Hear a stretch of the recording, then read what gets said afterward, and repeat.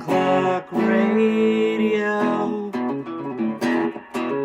talking about the sports you do and don't know, both within and surrounding Baltimore.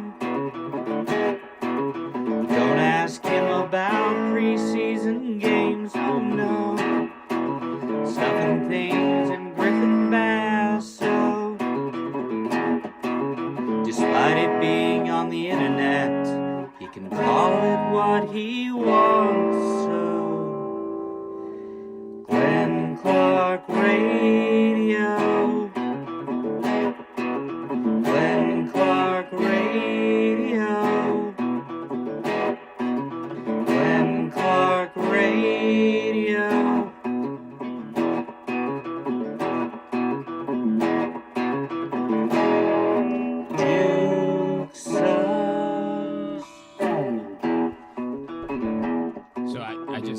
Raw dogging it? You just want me to like? Well, I mean, I had something that we could have came in. No lube, no nothing. Like that's rough.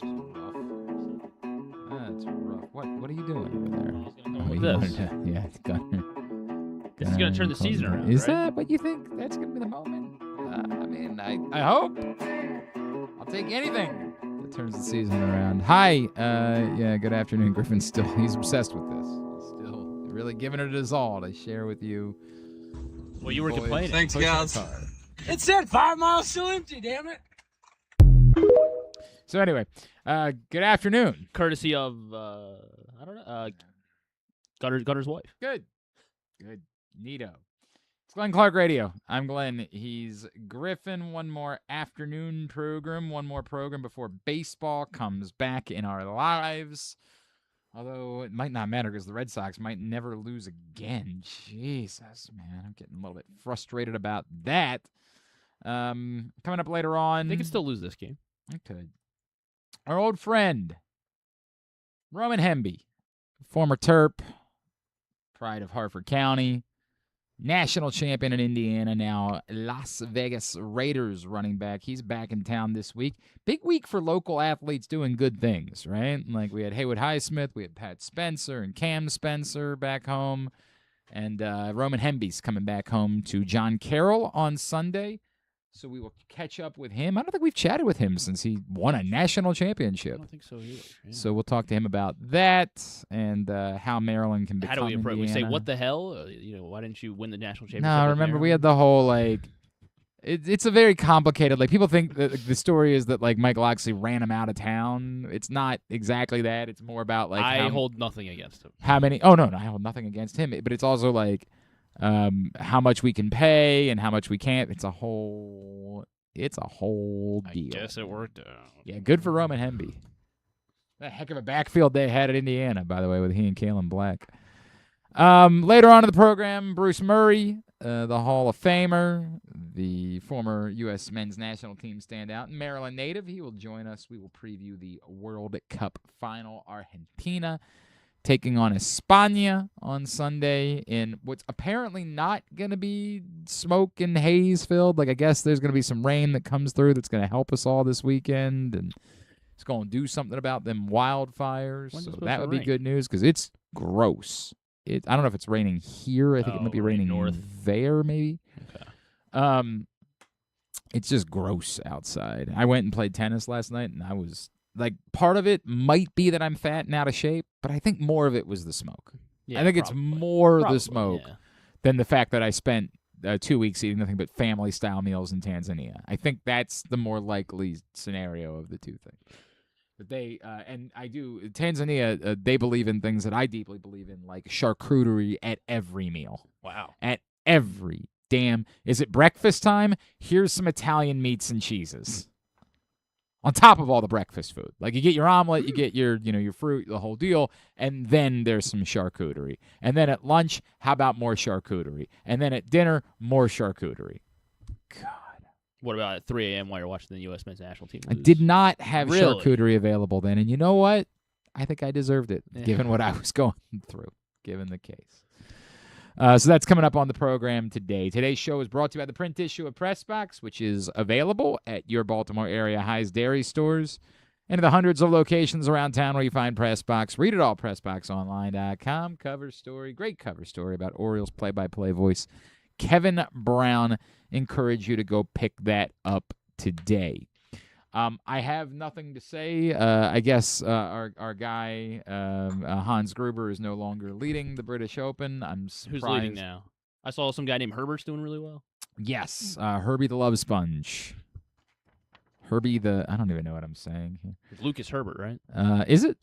If you Was say so. Yeah, it is. It's Look at that. I know golf. It's Lucas Herbert. He's leading the British Open by 2 strokes over I golf. Cameron I Young golf. and Hans Gruber. And then Sam Burns, Bryson DeChambeau, and Ryan Gerard. That sounds like a soccer name. Are we sure that's not he didn't just sneak over there? And then the guy that you'd be interested in, Scotty Scheffler, he's at 4 under, 4 strokes back. So there you go. There's your British Open update for the day as far as sports. You don't think it's Gerard? Do you think it's Gerard? Griffin, I have no I thought you were the clue. Why would you possibly think that? What would possibly because you're the sports guy. give you? Oh, am I though? I should. It's not what everybody else is saying. I come in today and John Colson's like, "There's old Mr. Politics That's himself." right. You're gonna make the announcement now. What? Then I'm moving. Then I'm moving on. Yeah. I'm no longer. You gonna know be you're doing running for sports. office. Yeah. Oh no, You'll keep this show. I'm gonna pass. I think I'm gonna pass on that. The Orioles, made the roster move yesterday. Christian Encarnacion Strand is going to take Blaze Alexander's spot. The real question is going to be how they're going to use those guys, and that remains to be determined. I don't know if we'll get a lineup while we're doing the show because the game isn't until 8 tonight, so I don't know if we'll get a lineup while we're doing the show. Also, remind me who's pitching for the Astros? Pete Lambert. Oh, yeah, the legend himself. Adam Lambert's brother. We can do the Lambert game? I don't think. I don't know. I'm going to go ahead and take Miranda Lambert now. Oh, no. You can't go out of turn. You cannot go out of turn. Nice try, jerk. I got all 3 Lamberts. No, the Catherine Lambert for that foundation. You forgot that Miranda Lambert. Yeah. You already used that one, so you can't use it again. Yeah, Peter Lambert is starting for the Astros tonight. So I would assume that means, because Lambert is a righty, so I would assume that means that you're not going to have Kobe Mayo in the lineup, but that's the part that I think is going to be interesting to determine. Or they just do, and this is right. Like, do they go back to Kobe Mayo sink or swim? It's the real question that faces the Orioles coming out. Wait, are you going to say it? What? I'm the. What, you want to be the king of the Yeah. Lamberts? We didn't even play Jack Lambert, you dummy. I could do this. What's wrong with you? You really want to do the Lambert game? No, not really. Yeah, I didn't think so. I don't know that I know any others. I still have 3. 3 to your 2. No, what's your third? I have Miranda. No, you got Miranda. I got Miranda, Pete, and No, those are the 2, and Peter didn't Adam. count because he started. No, yeah, you got Adam. You didn't know. Peter didn't count because that's how we started the game. You do get Adam. I'll give you that. Jesus, you don't really want to do this. You don't even know who Jack Lambert was, He's did a boxer, you? right? No, he's a football player. Oh, that's right. Big That's dummy. right. I should have known that. Big I should have known that. dummy. Yeah. Not a big dummy. Well, not sure. Anyway, I assume that they're going to stick with Kobe Mayo just facing. I just don't know how you justify him facing righties, but at the same point, like, how do you justify any of these guys like playing third base and facing righties? So, Encarnacion Strand, how much third base has he played? When he was in the majors, I think he was. Was he primarily a third baseman? I remember being a first baseman at one point. Am I off on that? I feel like I think corner infield is. Let me see if I can't pull up some minor league. You mean you want his major league or his? Yeah, I would kind of prefer. I mean, if he's been playing third base in the minors, that is relevant, though. Obviously, he's been hitting in the minors, which is good. Like the easy thing to say is like Jeremiah Jackson. It's no real difference for Jeremiah Jackson between righties and lefties. But do you trust Jeremiah Jackson playing third base? It's been mostly in AAA this season. It's been mostly third base. Okay, there you go. 50 starts at third He base. could clearly play third base. 10 starts at first. I think the priority is my gut would tell me, this is based on nothing, right? My gut would be because Jeremiah Jackson started hitting again, you prioritize giving Jeremiah Jackson at bats. That's the priority. The only question that comes along with that would be, are you letting him play third base where he played a little bit last year? Are you doing the crazy thing where you shift everybody, shifting Gunnar to third, shifting Jackson Holiday to short? Or are you doing the bit that you threatened that you were going to do earlier in the year where you're having Jackson play third? And so Jackson Holiday can play third, so Jeremiah Jackson can play second. Those are the questions. Obviously, I still think Kobe Mayo is going to play third base when they're facing a lefty. But I don't know that you can go back to let's sink or swim with Kobe Mayo because I just think you have... It's Leo Taveras. He's playing third. Right, that's a good point. They've got a third baseman. Yeah. Unfortunately, he hasn't really been hitting. So. Yeah. Well, it's because he hasn't been at his natural position. Natural position. That's a good point. If he was just playing the position that he's comfortable playing. Good Lord, the Red Sox, man. Let's break them up. Good thing. Well, it's not like we face them. Oh, yeah, next week. Yeah. That's right. 3 games from now. Maybe get it all out of your system. Yeah, maybe. Just go ahead and tar and feather the Rays this weekend. And then we won't have to think about it by next week. That is nuts. Anyway, good morning or good afternoon, Andrew Stack. He says $20 to whoever can tell me which live team Lucas Herbert is with. Can I get $20 if I just get a team? I'm going with the Gleeks. Is that really? That's a name of a team. Isn't there like a Kangaroos or something? Is there? I thought there was. I think there's a Crushers. You got to officially go on the record. I'll take the Kangaroos, yeah. Take the Kangaroos. Lucas Herbert. Just find out. The Gleeks, is that what you said? That's a thing. That's not. There's no way that's the There's name. a thing. Would you settle down? No, what is that? Gleeking is like when you're. I'm aware. When your tongue. He's a ripper. Oh, we obviously should have known that he was. That's basically the same. Roos and rippers are basically the same thing. What am I thinking of? Is it like a dolphin? It's not the Gleeks, I don't think. It was the Cleeks. That's what I meant to say. The Cleeks. The Cleeks. The Aces, the Cleeks, the Crushers, the Fireballs, the High Flyers, the Korean Golf Club. Nice. Legion KGC. 13, Majestics, KGC, Range Goats. Hang on. There's Korean Golf Club and there's Goats. KGC? Wait a second. That can't be right. Range Goats. I've got here one team that's called Korean Golf Club, the other team that's called KGC. Two different teams. So that's why they had to go with Korean Golf Club. Range Goats, Ripper, Southern Guards, and Torque. Sure. Torque. Sure. How is this thing still even in existence? I thought it shut down a couple months ago. I thought we gave up on Live. What happened there? I thought they were Dunsky. Now you're out here telling me that Lucas Herbert's still a liver? I don't know that I believe you, Andrew Stecca. So yeah, we'll monitor that. That's, I think, the biggest one. The other, the Orioles announced a move today. Cam Sanders is up with the team. I guess presumably taking Keegan Aiken's spot. They didn't announce a corresponding move. I assume they had already put Keegan Aiken on Aiken was already on the thing. I think that's what it was. Blaze was placed on the... Yeah, because they moved Encarnacion Strone was for... Yeah. And then they optioned Raquet. So does that mean they still have a spot open? Totally missed that. They didn't bring anybody up? No, they haven't because Encarnacion Strone was for Blaze. Okay. Yeah, that was yesterday. Oh, Aiken, yeah, Raquet, because Aiken was already on the IL, wasn't he? Oh, he went on before Sunday. So Raquet, yeah, that makes sense. That makes sense. Yeah. So I don't know if you heard, I was on another continent. Yeah. Lot going on. So that'll be the spot for Cam Sanders. Now, Cam Sanders is a righty. He's not a lefty. So the real question becomes, do they have their eye on some other lefty somewhere that they can bring in? We talked about that, obviously, with Stan yesterday. Yeah. Sure. I mean, sure. He's been pitching very bad in AAA, so... He was good when he was... Okay, but the guy that they're going to acquire, like, the lefty that they're going to bring in is not going to be a guy that's performing well in the major leagues right now. So, well, unless they go out and trade for, Who? I don't know, Josh Hader. There you go. Somebody was tweeting about that this week. The Orioles should target Josh Hader. You know, it's just like, why would the Astros be trading Josh Hader? Like, they're still in their division race. Like, why in the world would the Astros be looking to move Josh Hader? What am I missing in this conversation? But we will see. Yeah, don't worry about me, whether it's the Cleeks. I assure you, they don't know if it's the Cleeks or the Gleeks either, Stegga. They know. No one on the planet has any idea They've got all of kinds whether of it's the cliques cliques or the merch. gleeks. I refuse to believe. I know Andrew Stecca likes golf. I refuse to believe he's ever actually watched Live. That would require a human being having watched Live, and I just don't think that's ever happened.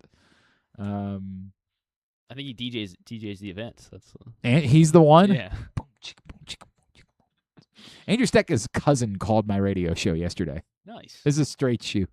He's still Straight shoot. His in cousin, Baltimore. I don't know if Andrew even knows that. His cousin Jamie called into the radio show when I was on BAL yesterday. And it was going on the call screener. Yeah, Glenn's friends with my cousin. They do a show together. it's a good way to get in first in line, right? Actually, my producer is Kyle, who used to work over at Right. 105.7. So Kyle, during the commercial break, is like, do you know some guy named? I was like, how dare you not know Andrew Stecca, sir? How dare you? He said some guy named. He did 100%. He was like, "There's this guy on hold, and he wants to know if you." And like, obviously, he's used to in radio over the years. Sometimes people say things and it's not fully truthful. Sure. It's like, "Do you know some guy named Andrew Stecca?" And I was like, "You are gonna show some respect. You're gonna show some damn respect." So you put Kyle in his place. Are we waiting for we're waiting okay, all right, very good. I don't know if I was missing something. But yeah, it was good to hear from him. Orioles will play 3 in Houston this weekend, as we mentioned. By the way, Dean Kramer going to open, which like I guess is just Dean Kramer's got the innings in him, so they're kind of trying to stack it that way. That's what my gut tells me.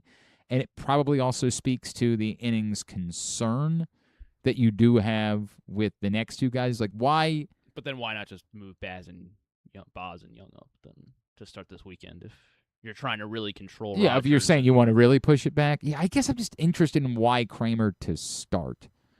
It doesn't really matter all that much because the other two Big guys are game both D? going to pitch this weekend. Is that what it Yeah, is? big game D. Like, why Kramer first? Why not try to reset the rotation coming out of the break? And you're right. Like, I guess if you were really trying to, consider the innings with those guys, then you would just wait and not have them pitch this weekend at all. But why not tonight? Because they knew Peter Lambert was What throwing. is that? What it is? And they're just this one's a gimme. Is that? Or they wanted to punt because there's no way they can beat Peter Lambert. I don't know what you're trying to say about Peter Lambert. Yeah, I'm saying over they can here. beat Peter Lambert. Yeah, They're He's having a good. solid season. They're gonna be fine against Peter Lambert, so they could just throw Dean. They won. Well, they wanted. Awfully well, disrespectful to Dean. No, by they the were way. like whatever night Hunter Brown's pitching. That's when we want Bradish going. Now, Hunter Brown, obviously, very good. Yeah. Very good. And so, yeah, they'll have Bradish line up against Brown on Sunday. Rogers will face, is it Arrighetti tomorrow, Yeah. I believe. So that's how it yeah, Peter Lambert's having a heck of a season, isn't he? Yeah, he is having a solid season. So maybe this is just them waving the white flag. The Orioles Yeah. tonight. Yeah, you just take your You're L. giving up against Peter Lambert. Yeah, and stack the rest of the weekend. Can't beat Peter Lambert, But man. we can beat Hunter Brown. Yeah, you got a shot if you got Kyle Bradish on the mound against him. But Bradish can't pitch That's Friday true. and Bradish Sunday. is due though for his bad start. So. Oh, is he? Was So the maybe last they're two just both punting, good ones? They're punting the Hunter Brown Punting. game. What are we doing? What is any of this? This is Orioles coverage. What is it though?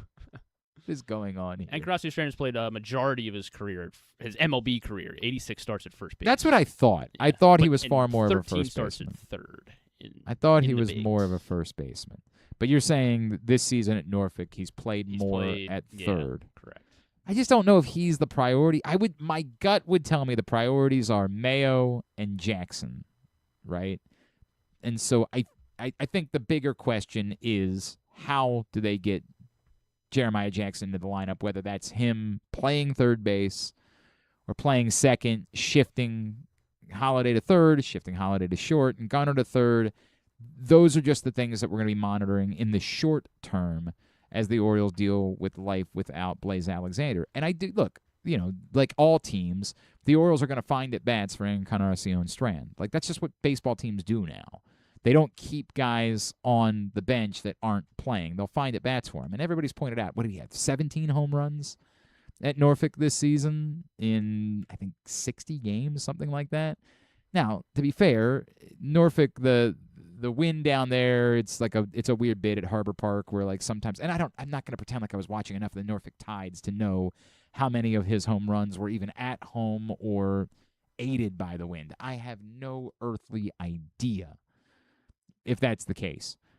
Also, the suggestion that hitting 17 home runs, even if they were all majestic bombs, prodigious, beautiful shots, suggesting that has anything to do with whether or not you need to get him into the lineup at the major league level. 10 home runs in away games. There you go. 9 at home. It's just killing it. Yeah. Wait, I thought he had 17. He had 19? Maybe it was because he was with. Yeah, he was Cincinnati. still Okay, in the. okay. With, He has with 19 on the Louisville. year. But weren't like 17 of them in Norfolk? That sounds right. So, look, is there some world where maybe there have been plenty of times. Christian Encarnacion Strand was once a well thought of prospect in baseball. There is no shortage of guys who have struggled, gone to a different organization, and found it. That list is lengthy. Assuming it is foolhardy. I don't think Christian Encarnacion Strand is suddenly going to show up as an Oriole and put it all together. And so that's why he would not be the priority for me right now. The priority for me would be finding at-bats for Jeremiah Jackson because he started hitting again before the break. And so you want him back in there as every day other than Kobe Mayo facing lefties. Kobe Mayo needs to be in the lineup against lefties. So what would I do? Somebody asked me that earlier today when I was over at BAL. I think I would just say, let's see how Jeremiah Jackson does at third base. I think that would be my first plan. If for whatever reason Jackson Holiday told you he was more comfortable at third, I don't know, maybe, but he did start to hit a little bit before the break, and so I don't know that I want to mess with that. My gut would tell me don't screw with it. He's starting to hit. You obviously need him to be a more consistent hitter in order to, be a legitimately competitive team. So I would leave Jackson Holiday at second base and see if Jeremiah Jackson can get comfortable at third. If he can't, then you start to explore what your options are. If Jeremiah Jackson can't get comfortable at third, but he's hitting, then clearly at that point, you would say, hey, let's figure out if we can't shuffle these other guys, keep Jeremiah Jackson in the lineup, but get him at second base. If he's not comfortable at third and he's not hitting, then you prioritize maybe Encarnacion Strand from there being the guy. But the first thing I would do, this is me, believe it or not, they're probably not going to allow me to be the one making these decisions. The first thing I would do is say, let's see if Jeremiah Jackson can't play third base and keep that bat going that we saw from before the break. And, work in Encarnacion Strand as applicable. And then if they were winning games, maybe the deadline brings in another bat. We'll find out. But they've got to go win games in order for that to even be an option, because right now it's hard to justify buying a bat, even though I think this team could use them. Orioles do indeed open up the second half of the season tonight, as they will be in Houston facing the Astros, as we mentioned, Dean Kramer and Peter Lambert. Then Trevor Rogers and Spencer Arrighetti tomorrow, Kyle Bradish and Hunter Brown on Sunday. The good news is, unlike in a lot of other cities, Houston, very far away from Canada. Very, very far away. And so we don't have to worry about, and they also have a roof at the stadium in Houston, even if they were closer, so we don't have to worry too much about the impacts of the Canadian wildfires the way that they will in some other cities. Although I was looking at it doesn't look like they're dealing with it much in Boston this afternoon. No, it doesn't. It looks gorgeous in Boston. Yeah. Is it? I'm not too far north. Yeah, I do wonder about that. Yeah. Like, do I just not? Because it was the southern part of Ontario where the fires began, right? So I guess the jet stream's just pushing it down to like New York, Philly, Baltimore, like that. And I know it's terrible in DC right now. It's like dreadful in DC at the moment. So sons of bitches, they haven't had to deal with it whatsoever. It looked awful in Philly last night. Did you watch any of the game? No, I saw it highlights, but yeah, terrible. It does not look good now either. There were people that were there that were like, "Are we gonna pause this?" Like, it looks. Did we wretched. miss game when this happened? What was it, 3 years ago? I guess, or two? Was it 2 years ago? 3 years ago? I'm trying to remember what year it was. Did I don't we miss games? I don't remember missing any games for it. I don't even remember them moving the time of the game at all for any of the wildfires. But again, these are things that are kind of not terribly significant, so it just might be that it happened and we don't remember it wholly. They did play the game, obviously, in Philadelphia last night. They just moved it up to 6 o'clock. And again, I got in my tennis match last night, which I think is the bigger story of all of this. Sure. I think that's the more significant part of the story. John, not John in Little Rock, not John Proctor, a different John altogether. I don't know how much room do we have for Johns. John steps in, says, at some point you've got to figure out if Mayo can be an everyday player or not. There's no way you can just commit to him being a platoon bat for the rest of his life. He was too valuable a prospect. You could have traded him. You didn't. You've got to know.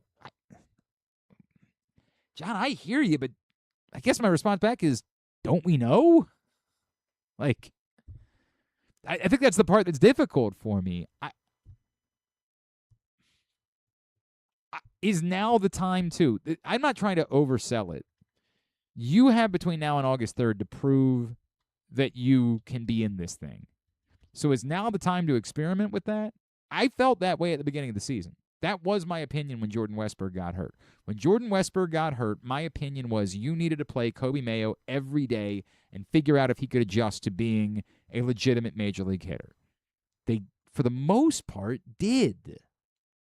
And what we found out, balls away at third, and that's the crazy part. Yeah. I'm less concerned about that. It's a concern, but I'm less concerned about that than I am about the fact that Kobe Mayo cannot, for the life of him, hit against righties. I would deal with a little bit of that. I'm not trying to suggest that like it's just okay that your third baseman doesn't know where he's throwing the ball all the time, but I would deal with some of that. If Kobe Mayo, I knew, could hit righties. I'm still willing to let him play third base against lefties. I don't think now's the time. I think you had that opportunity at the beginning of the year, and now the games are too important. They cannot give away games in the next couple of weeks, or it's over.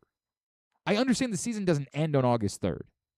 Like, even if they're 4 games out on August 3rd and they decide they're not going to go acquire anything of significance and maybe they sell, Taylor Ward, that uniquely 4 games might be enough for them to be close and to make that decision. I don't know. But if that's where they are, they still have the opportunity to compete for a playoff spot the rest of the season. But, yeah, I don't know. All right, let's pause the Orioles conversation for a second. We'll get back to it in a bit. It's always great when we get the opportunity to catch up with our next guest. We talked to him a number of times over the years, but I don't think we've talked to him since he's become a national champion. He is the pride of Harford County. He is a former Terp, and he is coming back home this weekend. He's got his Hemby camp once again back home at John Carroll. He is now Las Vegas Raiders running back, Mr. Roman Hemby, and he's with us once again here on GCR. Roman, it's Glenn in Baltimore. It's great to chat with you, man. Thank you so much for taking the time for us. Yeah, thank you for having me, man. It's awesome to, get the opportunity to talk to you all. Absolutely, brother. Roman, I know it's been a wild year for you, man. Like, I know this has probably been the most unbelievable year of your life. Can you describe, like, the ups, the downs? Like, I know you didn't want to leave. Like, you were not in a rush to get out. To have it play out the way that it did, for you to end up in the situation that you ended up at Indiana, to win a national title, how do you describe all of the ups and the downs of the last year? Yeah, really, just giving all the thanks to God. I feel like without him, this journey wouldn't have went the way that it went. I feel like having a great support system and a family and the friends that I have around me, they made this leap of faith that I like to call it very easy for me. It was a tough journey having to, leave home, go somewhere else and try to make a name for myself elsewhere. And for it to end the way that it did and for us to go 16-0, win a national championship, and for me to make one of my dreams come true of making it to the NFL, is definitely battling adversity and making it out on the right side and just trusting God and and sticking to plan regardless of how you feel and how things are going. It's so special, man. Roman, what were those moments like, right? Like when you knew it was coming to an end at Maryland, did you fear like I don't know what this means for me. Did you know that there was interest in a places like that? What were those moments like? Oh, it was a lot of things up in the air, You know, leaving Maryland was very tough for me. I really didn't want to do it. Everybody knows a little bit about the journey and the Yeah. story of how everything came about. But like I said, I reflected with my family. We had kind of a bridge in the road and didn't know, fork in the road, didn't know which way we wanted to go, whether we wanted to test the NFL last year or, go back to college and see if I could finish on an up and up and on a high note. And I felt like I had, a lot left to prove, a lot for myself and for others around me. They felt the same way, that I had more to prove and more for myself. So I did go into the portal, and it was tough. The portal is really hard. There's a lot of speed dating that goes on in the portal. Some people go in the portal and never find a way to stick or make it out and find a better situation. So everybody's familiar with the saying that the grass isn't always greener. So I had to think of that and make a calculated risk, and I made the best risk I could have Yeah, made. it worked out all right for you. It worked out okay in the end. Roman, what is the special sauce there, right? Like everybody, it feels impossible. From being at Maryland, like Indiana was not a powerhouse whatsoever. Why is it so special? Why is Curt Cignetti able to do the job that he does? Like, how did it happen? What you guys were able to do there? I really think that it starts with, contrary to what everybody says, coaching and everything like that. And of course, that's, top of the line. Everybody's on the same accord, one mission, one center. Everybody goes along with that. But I really think it's the recruiting. They bring in guys that have great culture, veteran guys that have been experienced, seen a little bit, and just really are in a state of mind in their careers where they want to band together and do something bigger than themselves and be something bigger than themselves. So I really think it's just a culmination of having guys that are just so like-minded in the same room and guys that have, the tools and the experience to also be successful. And I feel like when you paired us with the great coaching staff that we had and the philosophy of Coach Sig, I mean, I can go on for hours talking about the things that he's done to really flip the program. But being able to put all those things together and, strike when the iron is hot, I feel like that was really something that helped us to get over that hump and to beat some of those teams down that stretch when it was really tough. Roman Hemby is with us. The Hemby's camp is back at John Carroll this Sunday. Roman, you say that about, like, I want to give you hours, but, like, can you – Coach Sig from afar, he almost seems a little Belichickian, right? Like, he's not the type of wild, crazy personality, but what is it about him? Like, how – this is impossible what he's done. Impossible. How? Like, what makes him so special? I think it's just the way he goes about everything. He means business, and he surrounds himself with people that make him better in every way, shape, or form. So I think it's really just his smarts. He has a lot of smarts. He's under the Saban tree. He's been around. He's seen a lot of great football, coached a lot of great football at every level, and I think it's just really his philosophy on how he goes about things. From the way that we practice, we get just enough for us to get every exposure that we could in the game, so that when it comes about, it's second nature to us. It's not something that we haven't seen before, and I think it's just the way that he goes about everything. Like, everything you've heard about him is correct. Like, he's in the film room day and night. I remember one of my first days out there when I got to Indiana, and he's like quoting stuff that happened when I was still on Maryland playing them the year before. Wow. Like, he like has a calculated brain. He like sees film in the daily life. He might see a play during practice and know, like, hey, that receiver split. If he's not 1 yard wider, this play won't work. And it's like it comes down to a T like that, and it works out every time. That is, boy, we're jealous. We're jealous.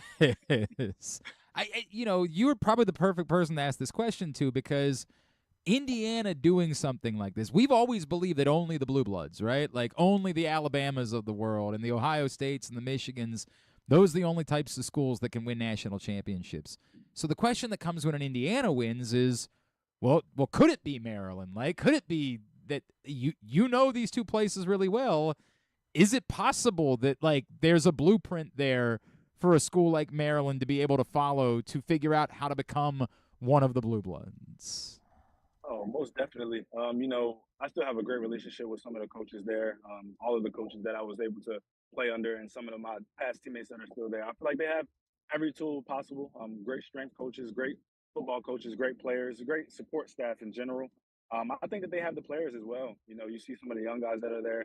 I really just think it takes a little bit of molding. You know, just trusting the process. And I know that they're a great team. They'll be a great team. They've always been. You know, I always say it. I could be biased just because I've been under the program. I was under the program for 4 years. I feel like they have the tools every year to be successful. You know, we just got to make sure.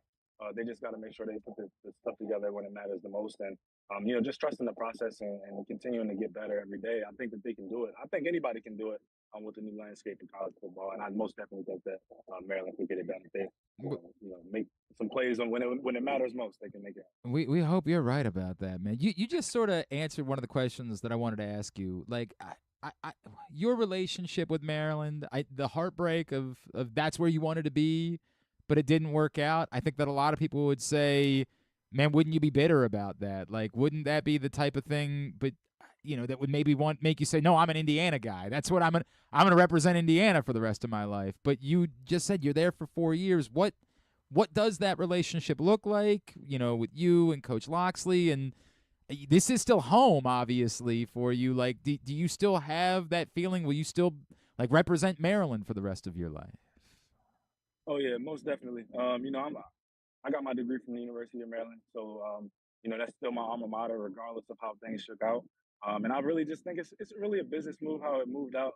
It was never really a shot to try to hurt anyone's feelings on either end. You know, we just had to do what was best for myself, and they had to do what was best for the program. So you know, I could really never have any ill will or hate towards anyone in the program, and I feel like it's reciprocated towards me. I feel like they you know, have love and respect for me the same way I have love and respect for them. And you know, it's just the way that the new landscape is. And I know Coach Locks, he alluded to that years in the past. You know, just how the landscape of college football was changing, and never thought that it would be my situation. But Mm-hmm. you know, you never know how things can shake out. And you know, I feel like everything happens for a reason. I feel like we're all in the position that we're supposed to be in because of you know what God has for us. And you know, I definitely still love those guys, and I know they still love me. And that'll be my school for the rest of my life. Likewise with Indiana. You know, those are the two places that made me who I am today, and I wouldn't be myself without either of those universities. So I love both of them. All right, we love that. That sounds good to us. And the reason was it worked out pretty well for you, so it's easier to feel that Yeah, way. yeah, Um, very. Roman, you know, given everything in your life, right? Like nothing's ever been given to you. You've had to work for every opportunity. I assume that there was some real heartbreak for not getting drafted, but how quickly for you does that turn into, all right, man, here we go again. Like I've been here before. I know what I have to do in order to earn my opportunity and prove that I really am that guy at the NFL level. Yeah, I feel like I've been underrated my whole life. Even in high school, going to a B-level school in the state of Maryland, we were kind of overlooked in that regard. You know, I was blessed enough to be able to make it to the University of Maryland, but I always felt that maybe a little bit overlooked. And I always took it as a chip on my shoulder. Never really wanted to put somebody down to get an advantage or anything like that. But I always felt that I was the guy, and I still feel like I am.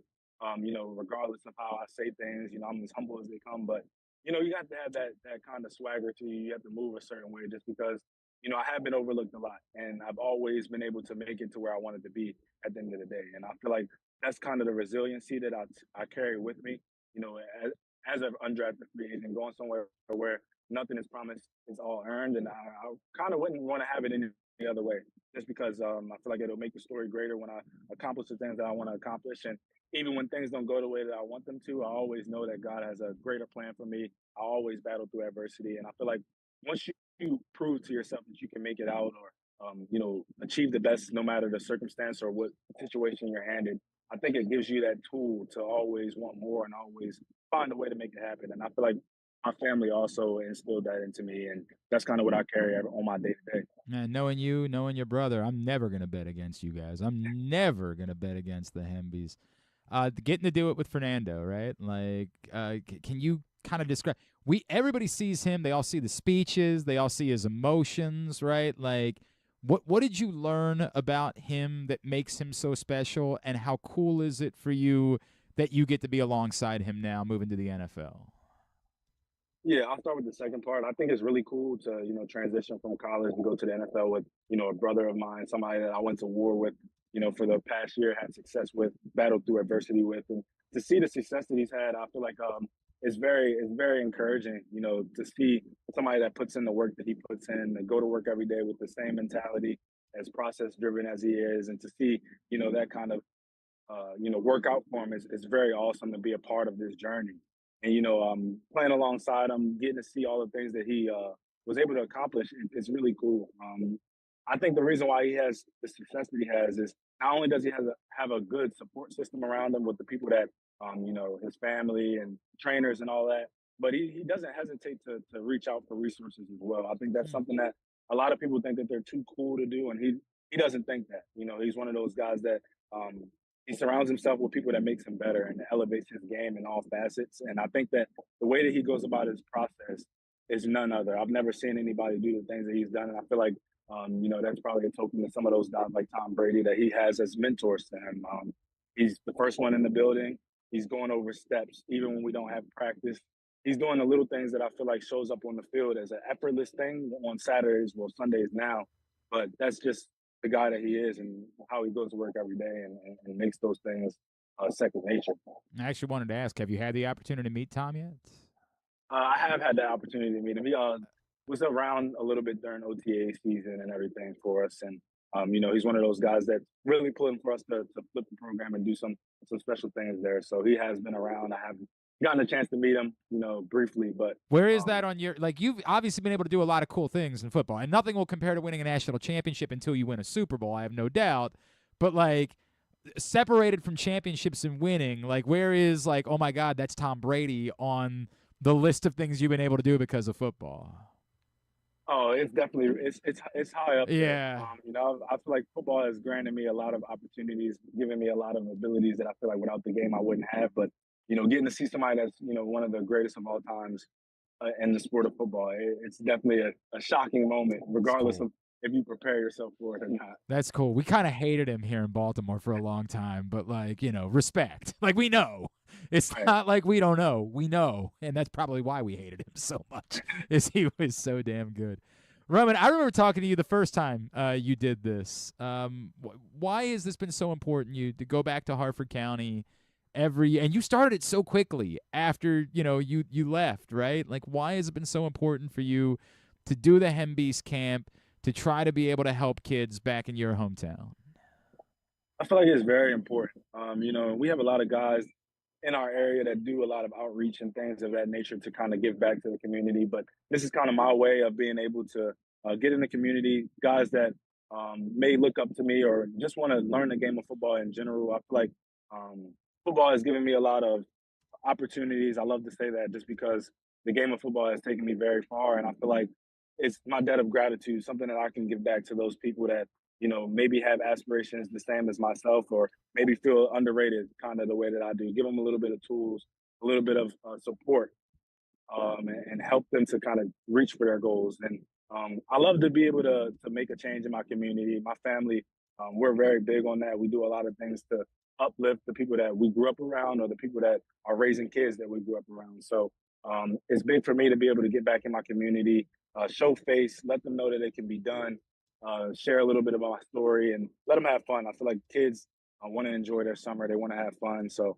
why not be able to give back and be a part of a great experience as well. Love everything about that. You can find out more right now by going to hembeast.com. You can also check out Roman's Instagram, r_Hemby, but replace the E with a 3, r_H3MBY. Are there still spots available, or have you guys filled up, Roman? We're all filled up. We Okay. definitely have a lot of other things that people could come out and be a part of, but we have I believe 155 kids that signed Wow, up this man. year, which is the most that we've had. It's been on the up and up with our 4th year. This is definitely growing rapidly. We definitely filled up really fast, but there are a lot of community events and other festivities that people can take part of if they want to still show face. Love that, man. Hembeast.com, again, is the website. It was bittersweet, as I'm sure you'll understand. Like, we were so excited for you and so happy for you. wish it had still been here, like the way that was playing out. We will forever be rooting for you, dude. You are truly everything that we could ask for in a local athlete who cares about his community, and we can't wait to see what you're going to do at the next level. Roman Hemby, appreciate you. Congratulations on everything. Looking forward to chatting again. Thanks for taking the time for us. Yeah, thank you so much. God bless. It's Roman Hemby, now with the Las Vegas Raiders. Of course, the pride of Hartford County, national champion at Indiana, former Terp, someone who's always been doing the right stuff. Come back in, talk some World Cup with Bruce Murray. That's next. Glenn Clark Radio. The stars are shining brighter at Live Casino this summer. Celebrate America's 250th with $1 million. Earn entries daily July 1st through August 29th and snap a pic with our game board for a chance to win $100 in free play every week. We'll draw 50 free play winners each Saturday and $1 million winner on August 29th. Light it up at Live Casino. At Arundel Mills, must be 21. Please play responsibly. For help, visit mdgamblinghelp.org or call 1-800-GAMBLER. Your car is more than just a ride. It's an investment. At Leading Edge Auto Body in Mount Washington, we've spent over 20 years perfecting the art of repair. From high-end imports to your trusted daily driver, we handle all makes and models with elite precision.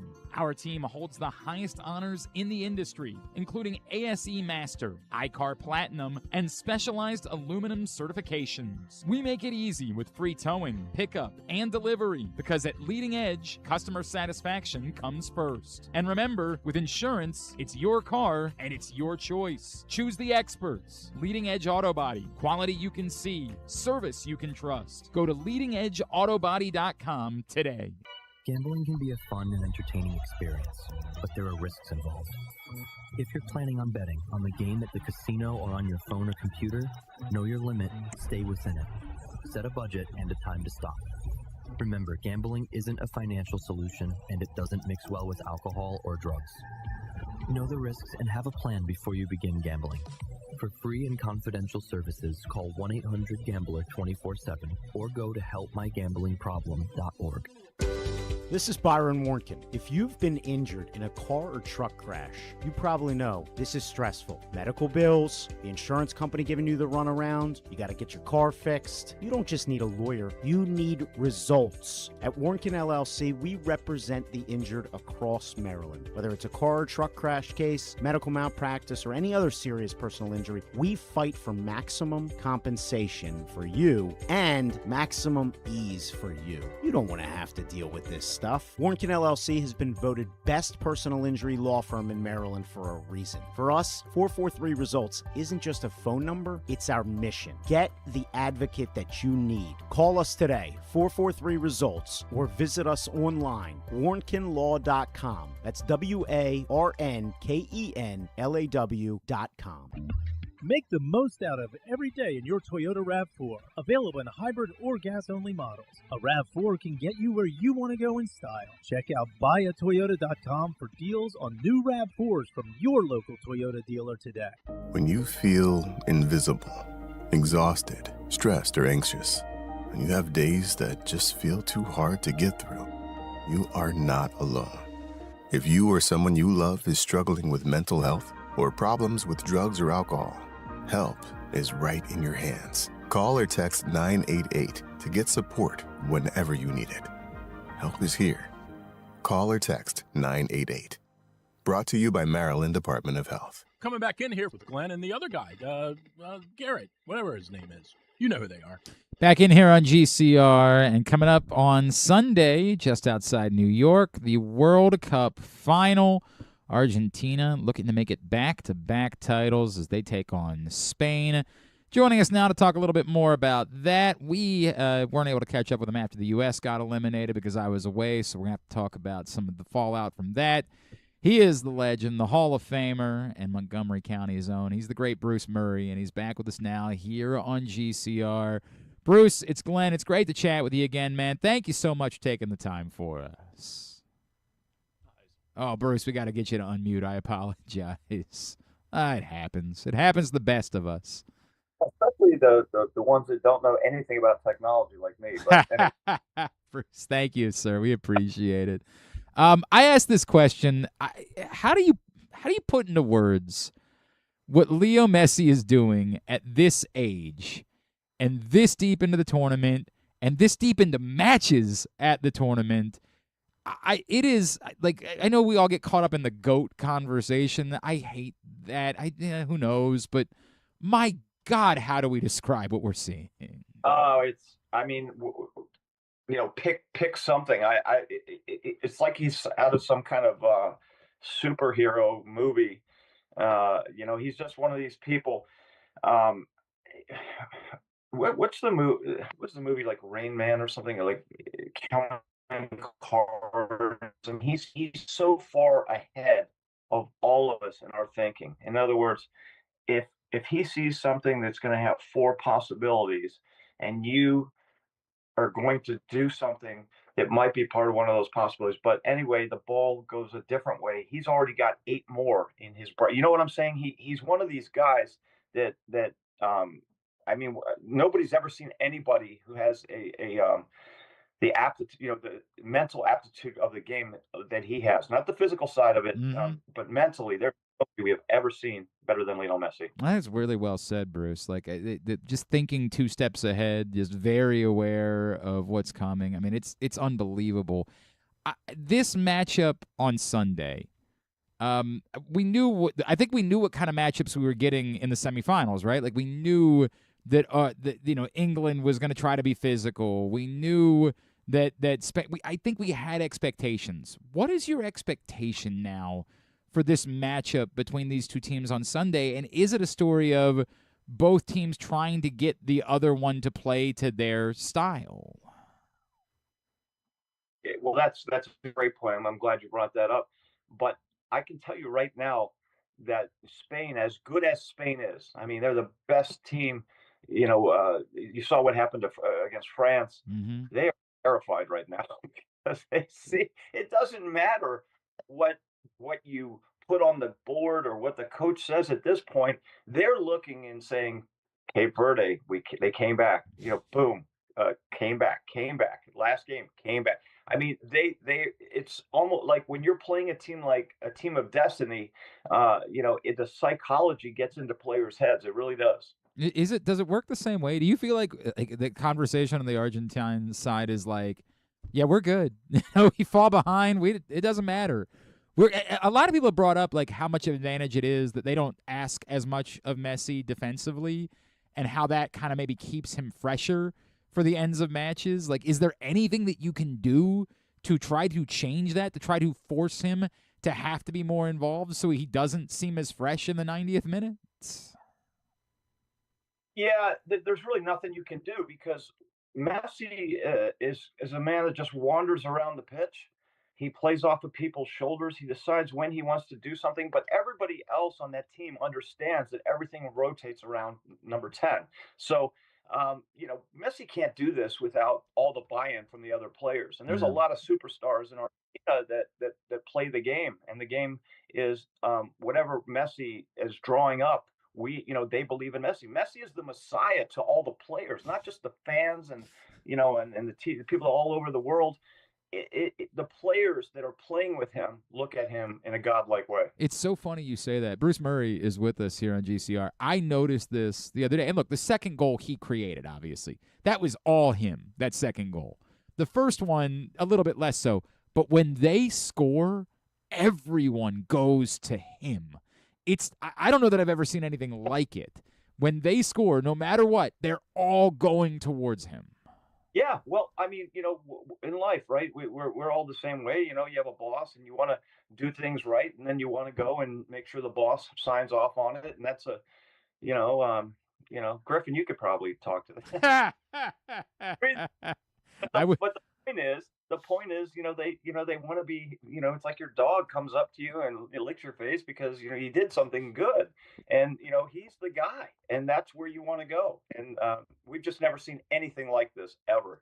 I feel like the one storyline that maybe is significant for Spain, and I know that everybody's talking about the picture of him as a baby and Messi holding him, but for everything that Spain has done, it really hasn't been about Lamine Yamal throughout the course of this tournament. Is there maybe still a world where, like, the storyline for Sunday is this is his moment? We know how class he is, and it could still be there. We've seen him.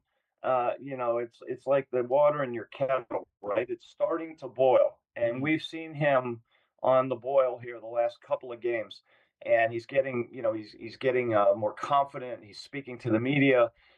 Everything is coming out in that way. So yeah, Yamal will play a role, but also don't ever think that Spain isn't fine with him being a decoy, because that's how good Spain. Yeah, they're good. It's a it's a strategy where, okay, and if Argentina thinks that much of Yamal, they'll send 2 players out. That is going to that's going to kill Argentina inside, because we can outpass them. And there's no team in the world, Glenn, that can pass better than Spain, and that includes Argentina. Spain's a little bit of, Argentina's a little bit of a wild card team. They just make it up as they go. Spain has it's called triangulation. It's a pattern of play. It's all you can go back 50 moves in a game, and they've kind of they get the center back gets it. He knows what to do. The right back gets it. Then the inside right gets it. Then it goes to the left. And it's all part of this thing called triangulation. What they have done, though, as the tournament went on, they got faster and faster in how they played triangulation. And that really makes it difficult once that ball starts zipping around. And when the French started chasing the ball, game over, because you're never going to get the ball off the Spanish. Obviously, they had the benefit of that early goal that was, half of a gift, right? It was a good call, obviously. That was definitely a penalty. There's no debate about it. It just wasn't necessary. I obviously, for Argentina, I don't think it matters, right? I don't think they would. If Spain scored 13 seconds into the match, I don't think Argentina would care, just because they've been in this position so much. Is it imperative for Spain that they get in front the way that they were able to against France? I think so. That's a great point you're making. They need to get the first goal. Yeah. If not, it's going to be very difficult, because especially playing against, Argentina is playing with house money. They're literally just playing off the cuff. They play off of Messi. They don't have anything drawn up, designed, any of that stuff. I've never seen anything like this. But yeah, in terms of getting the first goal, Spain would be great getting the first goal, because then Argentina would have to come out, and again, when you chase the ball, you can't catch the ball in soccer. You know that. Yep. There's the ball's the fastest man on the field. You hear that since you're 8-year-old youth player, and Spain does it better than anybody. Well, and presumably you're not going to have a situation if Spain were to go in front where they would just sit back and defend the way that England did down the stretch the other day. You want to talk about that? No, it was nuts. By the way, for anyone that hasn't seen, there are so many videos of sports talk show hosts in England reacting to it, and the content is gold. It's gold. Yeah, it really is. And I understand, and I'm telling you, I had fun. Griffin, when we were watching the other day, he said to me, he's like, there's no way they can hang on. There's no way they can hang on playing like this. And boy, was he right about that. Bruce, I mentioned we haven't chatted, obviously, since, unfortunately, what happened with the U.S. last week. We heard that Polk's going to make a decision next week about his future. I'm in a weird place where I'm not really that – I'm very disappointed by how they played. They got their asses kicked. I mean, it was a drubbing against Belgium. That said, on the whole, I don't think Polk got less – than what I thought he could have gotten. I thought he got about as much as he could get from this group, and I would be inclined to like to see him go through a cycle, go through qualifying, even if it's, qualifying is maybe not as difficult as it used to be. I'm encouraged, I guess, by what I saw from him. What do you make of that? Do you feel like he should be back for another cycle? I'm on the opposite side of the card. And the only reason there's a couple of reasons. Belgium took away our wing play from the first minute of the game, and that means that everything would have to go through the middle. If we're going to penetrate, we got to have the box to box guys in the middle. and we didn't do that. McKenny, as great as he had a really good World Cup. And Adams those aren't the two players that you want in there to push the ball through the middle. Because if you can go, when the ball comes into the middle, like you would see Tim Ream play it, and then they would play it back to Tim Ream, and then straight out to the right, and then there was nothing on the wings. But if we found put the right combination of players in there, then if we went down the middle, then obviously they collapse in, and then we can get the ball out wide. We can get our wing play going. But he didn't do that, and I know the players have responsibility on the field to occasionally. There are times when you're a professional player where you forget what the coach says and you do what you have to do. And I just thought that there's a lack of leadership there. There's a lot of feel good with Pochettino, but at the end of the day, to me it was glaring. And the other side of it is, during this tournament, in the middle of the tournament, we get leaked information that he's negotiating with AC Milan. And I'm thinking to myself, I know somebody leaked that, probably his agent, but stop this, right? That's not the kind of coach I want. I don't want that kind of circus traveling. That's interesting. I know. Yeah, I'm not in the locker room. I can't, but I'm just saying that's not the way I would play it. And I think we should probably start looking at other people, because he's going to make the decision. It's up. U.S. Soccer has already said we want you, so it's up to him to make the decision. But if he makes that decision, and he's going to end up at AC Milan, you guys will give me a call, because we'll have we know we're. Who's the answer if he does? Do you have somebody? Do you have someone in mind, Bruce? No, I don't. Okay. I don't have anybody in mind. And possibly Southgate, the former England. Yep. He was a great manager, and they went to Tuchel, but Southgate had a lot of good games for England, and I think he knows the culture. That's a possibility. Bruce Murray, you gonna be working Fox 5 on Sunday? Yeah, I got I just obviously working tomorrow and then Sunday. Yeah. Let me ask you guys a quick question. Yeah. And this is one that I don't really remember. Just from participation in the World Cup, I think we were on a plane on the way over because we didn't make it to the next round. But the third place game. Yeah, when most of the time, isn't it a bench dump where everyone gets a game? Yeah, go in there, get a chance to play. I feel like I remember hearing at some point they tried to up the cash considerations a little bit to try to make it more of a competitive match. The goals still count towards golden boot. Right? So yeah, that is relevant, obviously, a little bit. I don't know. I mean, Bruce, you got to tell me. Like, there's no way that you got to be excited and fired up about going out there tomorrow.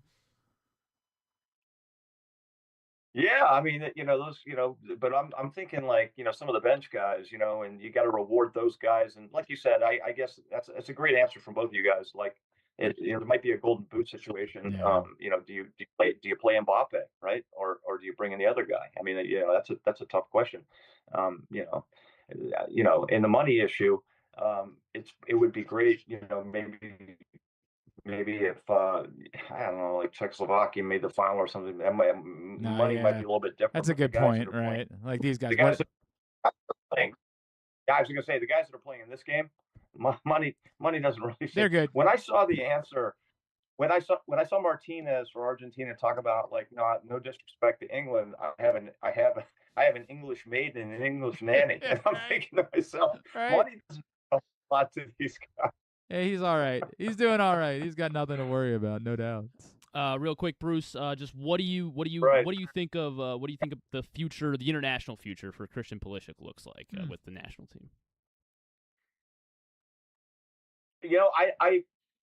I don't think with his, I guess, where he's at in terms of age, he's going to take care of himself. But I think for Christian, he's there's no way around it. I mean, he's a fragile player. He's injured quite a bit. Hopefully he can get over the injuries. He's a very effective player, but he's also, he needs to grow a little bit too in terms of media involvement and making himself more available. I'm sure you guys have heard the stories. I mean, it's hard. Like when you're around Christian Pulisic, and I've been in that situation, and he's not really happy with wanting to be social, and so I think that's something he needs to work on off the field. It's going to make him a better player on the field.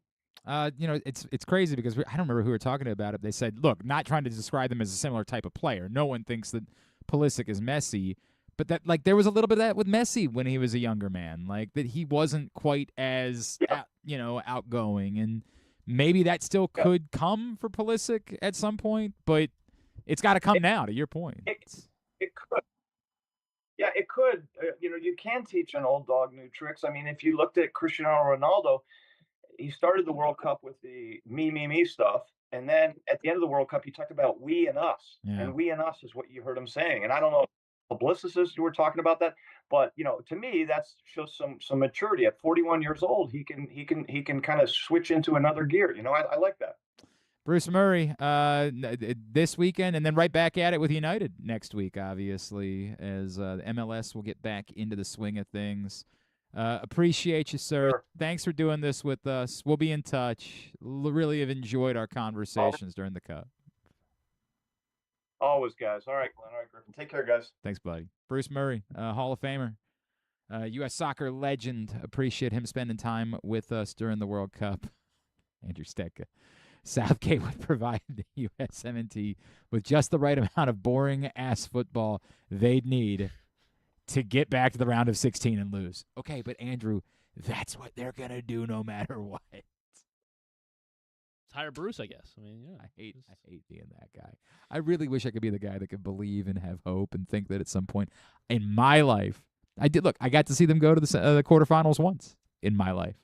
Now, it happened at 3 a.m, so we're still not sure if it really happened. But to be fair, I woke up and watched 3 a.m. in Tanzania last week. I've just made peace with this is what it is. I get his point about boring football, that you'd rather it not be that, but the result's going to be the same. Everybody clowned on. I mentioned that the one TikTok video that's done well recently was Drew and I talking about our predictions. And people were trying to clown on us because they looked so good to start the World Cup. But in the end, weren't we about right? Yeah. When it was all said and done, weren't we basically just had dead? Different country names, but weren't we basically dead on and how it all played out? I mean, drawing Bosnia. That was the 32nd team of the round of 32. I mean, I think we kind of nailed that. I just don't know. As Andrew says, nothing changes until something changes. I just don't. I think what we're saying is the way that we always say, until I see it, I don't believe it. And maybe the comp is we just had Roman Hemby on earlier. It's Indiana football, right? I think we got to make sure Messi has kids, right? Or make sure his next kid is born in America, born in Florida, right? and in Miami, and he's an American. I still think that kid might probably choose Argentina. Still think it might be difficult to get him. Don't let him cap time. Don't let him leave. Try to cap time at 12 years old. Yeah. Don't let him leave. Hey man, how old was Freddie Adu when he made his national team debut? Not that it's a bad example, obviously, because it didn't work out with Freddie Adu. But didn't he make his national team debut at an insane young age? I want to say it was Freddie Adu, 16. It was 16. I thought 16. Maybe it was he MLS before that? That's very possible because there's been some young. There's Freddie Adu, 14 years old. Yeah, in the MLS. Because there was another kid this past year, wasn't there? That was there? Maybe he wasn't 14. Maybe he was 16 or something. It was insane. The things that we think about that happened in MLS that we almost get. They let a 14-year-old. I really enjoyed the clips. PFT shared the 35-yard shootout. Yeah. You know what? I had almost entirely forgotten about it. It wasn't one. I think a lot of people discovered. So a PFT commenter this week shared a video of when MLS used to do for penalty kicks this 35-yard shootout. And as soon as he shared it, I was like, oh, my God. And I even remembered it was 35 yards. It was cool. It was so cool because it was like a hockey shootout where you had, I think it was 5 seconds, if I remember correctly, to get the shot off. Yeah. Oh, this isn't the. I mean, he probably just retweeted this video. This was this Kansas City? Was this the one? I think so. Yeah. LAKC. Yeah. Oh my God, man! I cannot believe we ever did this. It's so wild. Such a dumb thing. We're gonna play. I don't know. This looks pretty. I know. No, but are we we can play the whole thing, right? Yeah, I have no idea. Wow, what a save! MLS is coming after us. This was in the Chiefs. This was an Arrowhead too. Yeah. Wow. Well, nobody had soccer when they started MLS. No one had soccer stadiums, bro. Ooh, so I mean, that's what. That was the concept. The concept but was. But they're saying it wasn't 5 seconds. Okay. Oh. I think they counted it. Okay. Yeah, I don't know. Yeah, everybody was playing in NFL stadiums because no one had soccer stadiums back then. Like, you had to play in NFL stadiums. Or I think, like, San Francisco might have played at Stanford or something like that. Or, sorry, San Jose. The Earthquakes might have played at Stanford. You didn't have soccer stadiums to play in when this was a ready, fire, aim with MLS. It really was a, hey, we had the World Cup. We probably should try to do something. Let's just go. And they absolutely. And it worked. Yeah. I didn't know that. John in Little Rock said he had season tickets for DC United back in 96 and 97. Wow. Coming off the World Cup, the 94 World Cup, we were desperately fired up. What's bad about this, Stecca? Nothing is. Who said it was bad? Stecca did. He said. Oh, get the F out of here. Shootout is beyond. He's just saying that because he loves soccer. Like, he loves soccer, and this is where he's right. It's embarrassing that we did this. It is embarrassing. This is the XFL. This is what this is. At the same time, with respect, the MLS kind of was the XFL. Like, that's what it was. And so I don't know that I mind that they attempted to do insane things because MLS was XFL. Someone would tell you MLS kind of still is the XFL. Just XFL with Messi. He's the best player in the world. Right. They had Zlatan once. XFL. Yeah, but that, again, they also had Beckham. Yeah, Gordon Beckham. And you really did say Gordon Beckham. I said David. No, you didn't. Rewind it. I said David the whole time. Hey, you really said Odell Beckham. That's really what you said. Who's the more famous Beckham, Gordon or? I think slightly, just slightly. In the States. Odell. Odell. Odell is the answer. And Henry, they did have Henry, and they did have David Was Alexi Lawless playing in the MLS? Alexi Lawless absolutely had run. I mean, the '94 World Cup team begat MLS. Dude, Tony Meola. Oh, boom! Was an there you go. effing star. Like, he was a keeper, right? Yes, he was. Who briefly got like a tryout with maybe the Jets maybe to be their kicker. National team. Tony Meola. Yeah. Why? Just because he exists? Yeah, because he can. Oh yeah, you're right. Yeah, that's the first thing that came up. He kicked for the Jets. He had. He didn't actually kick for the Jets though. He tried out. Yes. Sure. Yeah. They gave him a look. Yeah, you're right. John Little Rock brings up the MLS is indeed shifting the calendar finally, so they are going to follow the World Club Football calendar, which will help out with some of the club competitions, things along those lines. They won't be playing. It will also be a bit difficult because that means that they're going to be playing, in the cold. It's going to be miserable. Look at that guy. That guy was a star. Maybe this is what bro. we need. We need a guy with a mullet or something that give this team an identity. Look, Tony Meola can play, man. Like, I'm not gonna lie, Tony Meola can play a little bit. Just decking dudes. Yeah, he was wild. All right, we could just do this. You just want to watch old MLS? Is that what you want to turn? I gotta learn about the league. The history. I gotta learn about my MLS. new league. Did you when you saw that from PFT commentary, you did not know that was ever a thing? I never knew. That was my first time seeing that. I was like, whoa. Yeah, it was kind of mind blowing. It really was kind of mind blowing. Do I need to pick do I just pick up DC United as my MLS team, or should I pick a? They haven't paid me in a long time, so I'm not concerned about who your MLS team is. I don't think I would have if we ever did a proper system in this country where we had like relegation. Then I could be a Phoenix Rising guy at some point, perhaps. I think Stecca might have been a season ticket holder for Phoenix Rising. But I don't. I was a DC. As much as everybody thinks I'm anti-DC, and for the most part I am. When I was employed, well, you can't be a DC United fan now. Big DC United guy. I think I'd been to one match in my life, before they employed me. I think I had gone to And literally just because someone had free tickets, and I was like, hell, we got nothing else to do. We'll go. Columbus Crew is a good name, maybe. What's that? Columbus Crew. I think, and it's like a classic MLS team too. It's also a team that's always been there. They're not one of these fly-by-night, hangers-on.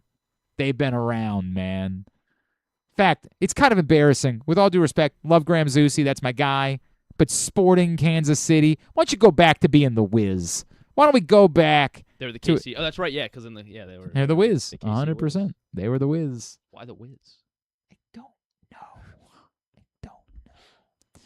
Do MLS and all the other levels of soccer in the United States should get together and do a proper relegation system? That's football. Like, that's the way we do it. Now, it's interesting they're going to line up with the calendar, but they're not going to get rid of I don't think they're going to get rid of the playoffs, are they? I kind of like. Apparently, they only went by the Wiz for one season, and then they became the Wizards. Yes.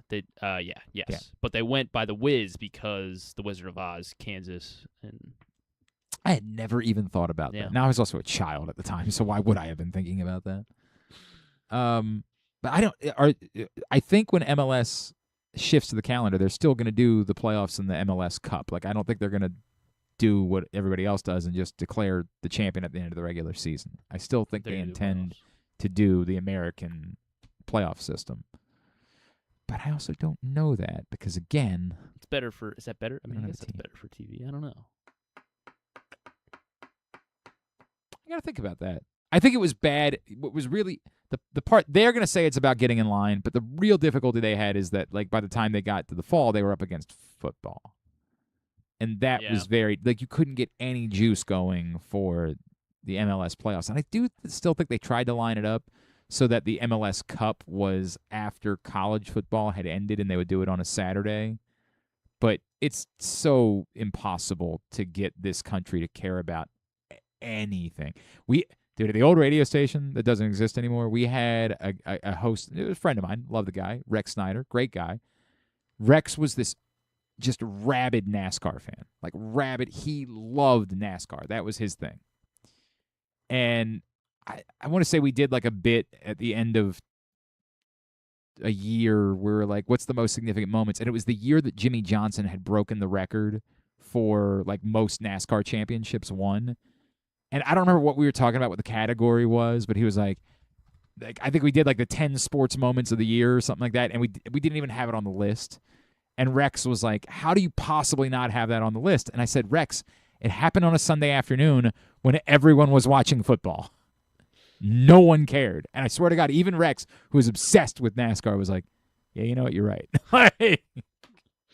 You're right. That's just the way that it's once we get the football, it's very difficult for anyone to care about anything else at all. The World Series struggles, man. It is difficult to get Americans to watch the World Series. I watch the World Series. I usually do too. They never do a Sunday night game in the World Series, do they? They used to not do a Sunday night game. They always do it. They always have a Sunday night game. Oh, no, they try to avoid it. They used to not do an NFL game on really? Sunday night during the World Series. That's how big the World Series was. That's how big baseball was. And then Goodell said F Yeah, that. the NFL said, we're going to do games all the time. Every holiday, baseball every was day like, of the week. Baseball was like, well, what if we played our Monday morning? And he was like, well, we're going to schedule a game against that. That's the way it's going to go. John tells us they are keeping the playoffs in MLS. America. It is America. Come back in, get a tidbit and two, but to wrap it up, it's Glenn Clark Radio.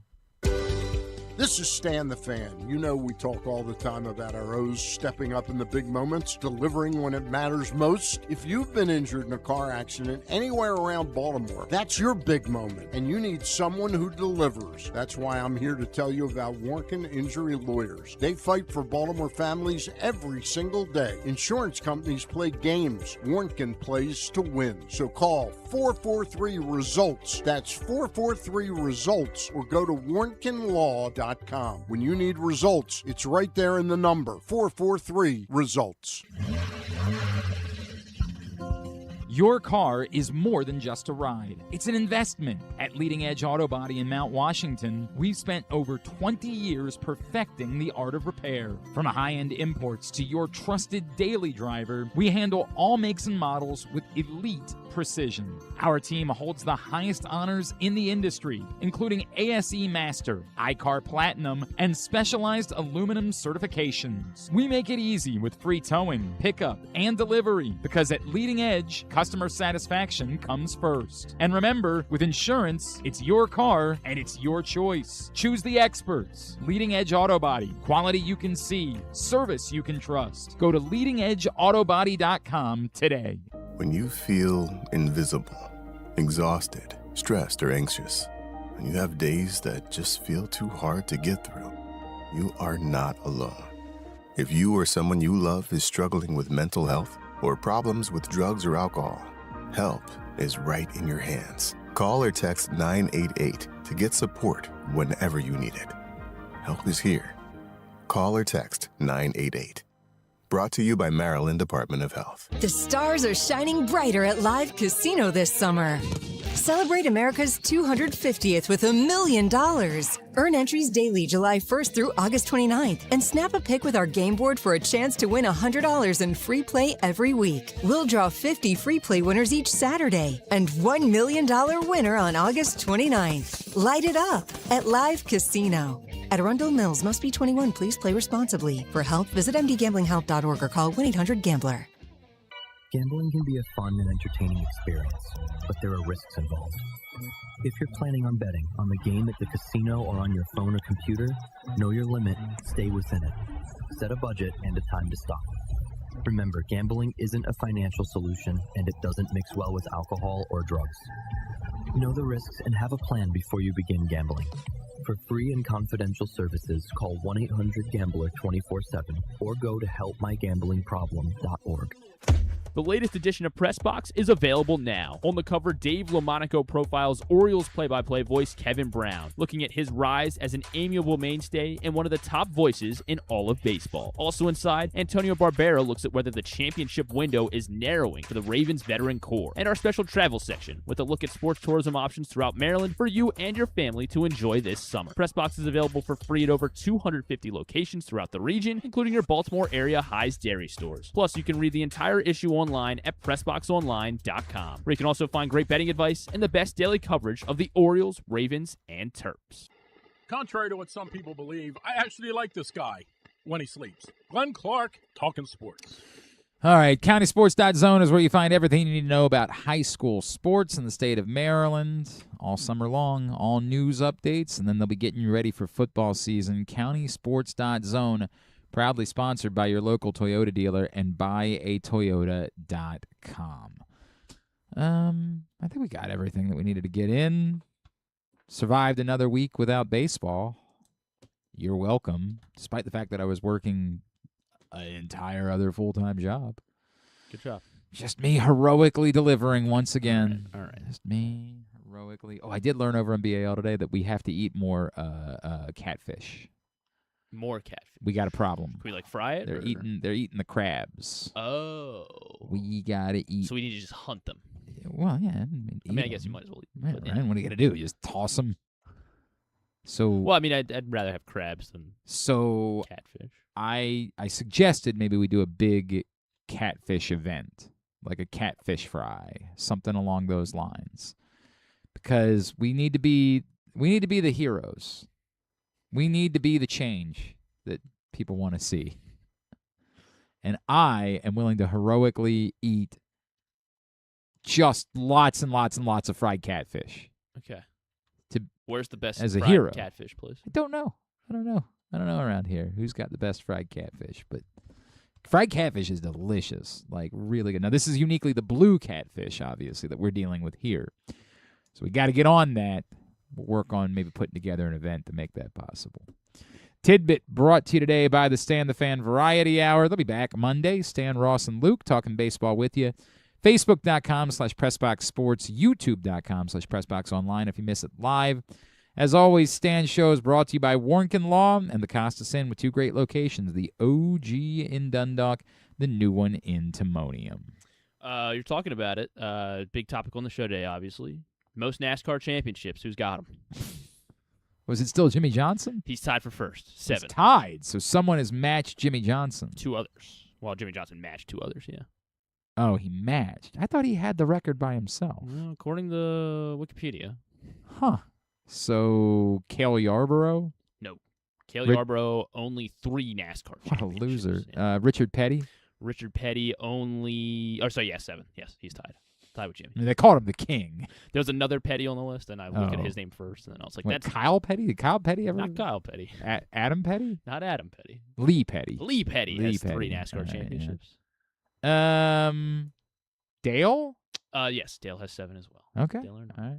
So Jimmy, Dale, and Dick Petty. You think I'm not the NASCAR guy? One guy in sole possession of 2nd, or I guess 4th technically. He had 4 NASCAR championships. Gordon? Yes. Okay. Jeff Gordon Beckham. You think I don't know? You think I don't know, dog? Most All-Star selections, most seasons as an All-Star. For Of anyone. Of anyone ever? Yeah. I feel like I knew this. You've definitely done it, I think, in the past.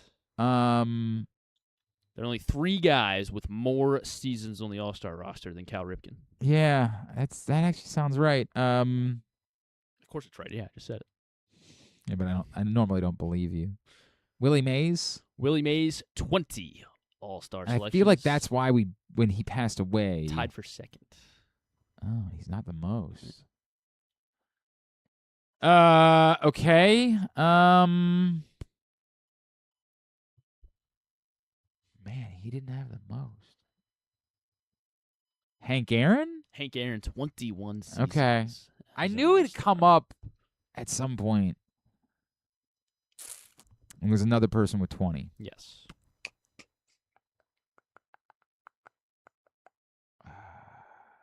Ted Williams. No, because he was out of baseball for a little while. Only 17. What a pathetic loser. And fighting in the war.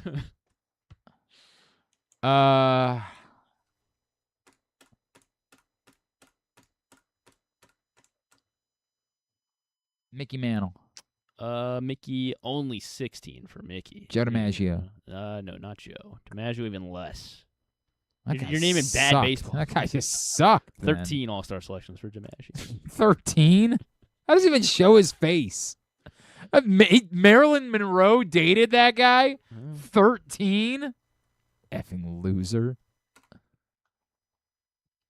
Frank Robinson. No. It's got to be this era, though, right? Like, nope. It's modern? No. Oh, yes. You're saying you mean the era. That's what I meant. I'm naming all guys. Yeah, right. Yes, you're on the you're on the right track. Maybe slightly. Harmon Killebrew. Not Harmon Killebrew. Stan Musial. Stan Musial. Really? 20 seasons as an All-Star. I was gonna go Ernie Banks next. That was gonna be my next. Ernie on that Banks. list. That's a good. Yeah, he's definitely had a lot. Where's he on this list? I thought he was more. Oh, all right. Well, I'm glad I didn't go Ernie Banks. Yeah, never mind. That would have been an awful guess. Yeah, what a good thing I didn't. Good thing I didn't. Nice try. Ernie, only 11, really? Wow. What? Yeah. Loser. Only 11. Loser. For Ernie Banks. Does Justin Verlander have 11? No, somebody else who played in this game. Freddie Freeman. Did somebody this week have their 11? Trout was like 12. Trout. That's exactly who it was. It's Trout. Yep. Yeah. All right. Very good. Let's get tubular. Have you ever thought of taking a cruise to these wonderful destinations with sunny skies and beautiful beaches? Well, wait no longer. We're ready for you to cruise from the Cruise Maryland Terminal. Have a little phrase that you can go from baggage to margarita in about 15 minutes. Choose fun with an array of destinations, onboard activities, entertainment, and world-class cuisine. Contact your travel agent and book your cruise today. Let your adventure begin. Yeah, the Orioles don't play until 8:10 tonight on Masson, Dean Kramer, and Peter Lambert, but that's good news because that means you can watch the Whip Snakes at 6 against the Redwoods on ESPN Plus, and then maybe later on things aren't going so well against Peter Lambert, who Griffin says we can't possibly beat. Well, I'm just trying to make the math of why we. Bradish. I don't know why I said we like I'm on the team. The Charm. RJ said he liked that, I think. Did he? All right. That's good. That's good. I think he didn't love it. I thought there was somebody else who said he didn't like it. Oh, no, it was RJ. Yeah, You're I right. think It was RJ. But RJ didn't, Yeah, they also, what does RJ know? Yeah, he's not offer anything of his own. Yeah. He didn't. He's not the singular governor of all things WLL. Boston Guard take on the Charm tonight at 8:30, also on ESPN Plus. Tomorrow, You got man of the match now, right? for the Orioles. Yeah. Yeah. Oh, what Okay. you Well, can't handle? I'm watching the Odyssey tonight. You can't handle the pressure anymore. No, You I'm watching the You Odyssey. got to get out of the kitchen. So I'm not watching the Although game. that's a late night for me because I got to be back up. I'm back at WBL at 7 a.m. tomorrow, or I'm on at 7 a.m. So Well, I got to can do be in at tomorrow. like 6 a.m. That doesn't help me because the Odyssey's 12 hours long. You don't think you can? Well, yeah, it's like I'm for an 8 a.m. or 8 o'clock show. Oh God, yeah, you're gonna be there until You know what? When you get out of it, call into my show on WBAL and tell me how the Odyssey was. You'll be getting out of it right about the time I go on the air tomorrow. It's only 3 hours. Yeah, it's only 3 hours. I mean, it's so the sure. Odyssey. Well, there's gonna be. That's after the 3 hours of trailers that you're going to have to watch ahead of time. No, I go to a theater. They only show like 8 minutes of trailers. Oh, I don't believe you. Oh, I trust don't me. believe that's possible. They show less than 10 minutes of trailers. No it's the way. best. The best. RC in Hanover. Shout them out. Okay. Wow. You're really putting over RC. It's my favorite movie theater. I gotta. Tomorrow, Orioles, Astros, 4:10. Trevor Rogers and Spencer Arrighetti. That's it. That's on Masson. And then NBC for round 3 of the Open British Championship. That is at 7 a.m. And Fox has the match for third place. That's the actual title. That's at 5 o'clock tomorrow between France and England. Go England. Oh, right, because yeah. Sunday. Jude and Harry are playing. They should sit him, Poppe. Come on, what's he gonna? He's gonna get hurt like this. Yeah, right. Stupid. And then that would be bad because then Because he might not be ready for you. Orioles Astros 2:10 on Sunday. Kyle Bradish and Hunter Brown. Fox for the World Cup final. Spain and Argentina at Spain and Argentina at 3 o'clock, and then NBC final round of the championship Open British at 7 a.m. on Sunday. That's it for sports. Non-sports. There's a movie on Hulu called They Fight. It is about What do you think they do? They fight. It's about a boxer who comes back and revives that old little amateur boxing gym for kids. And Wendell Pierce is in it. So is Andre Royo from The Wire. Oh, yeah. Well, it's like a Wire reunion. Yeah, it's almost like Cuddy's arc is, and it's also basically right? Cuddy's arc.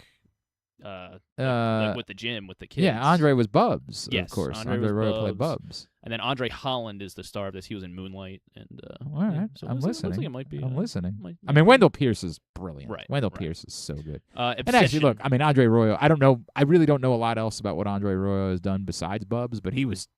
I mean, Bubs was a hell of a character, man. Yeah. Like, anyway. Obsession is streaming on Peacock. Which one was Obsession? That was the one where it was the guy. Did you watch? I guess you didn't watch it. Yeah.